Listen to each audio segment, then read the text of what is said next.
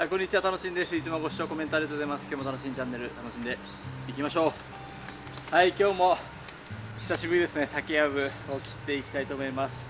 先週はですね、ずっと大分の方にカボスさんと一緒にコラボしたりとかしてていたので、作業を全然してなかったんですよ。で、今日からまた頑張っていきたいと思います。いやー、久しぶりですね。この竹やぶに入るとなかなかやる気が出ませんね。ひどい状況だな。でもこの倒れてるやつとか枯れてるやつはある程度切っていきたいと思います。で、この場所に置いていこうかな。で、いろんな場所に今竹を置いてるんで、ちょっと最初の頃みたいに1箇所にこうまとめるところができたらしようかなと考えてるんですよ。で、今はやっぱりこの中に多分ヘビとかいるんで、真冬とかですかね、寒い時期に移動したいと思います。で、今散らばってる竹をきれいにまとめてやりましょうかね。はい、そしたら後々こうなんか溜めてたら処分とかもしやすいと思うんで、寒い時期に頑張ってやりたいと思います。ということで今日はここを切っていきましょう。もしよろしければ高評価、チャンネル登録の方もよろしくお願いします。では今日も一日楽しんでいきましょう。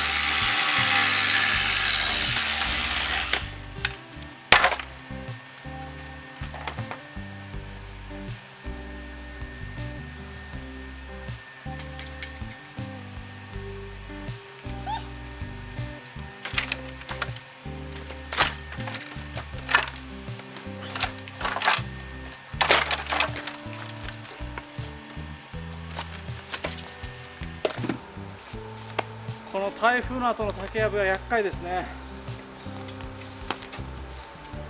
いろんな方向に倒れてるんで、どっから切っていいかが分かんないですね。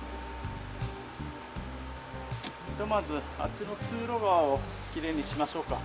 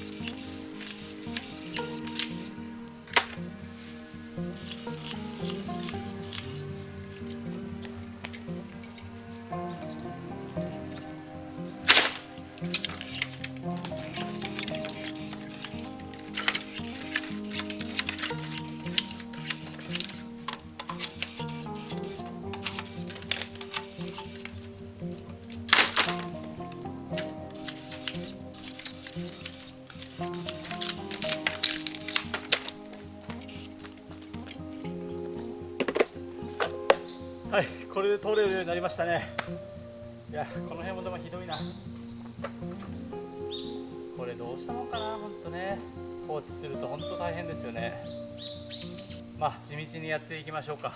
ということで今日は終わりたいと思います。もしよろしければ高評価、チャンネル登録の方よろしくお願いします。ではまた明日の動画でお会いしましょう。バイバイ。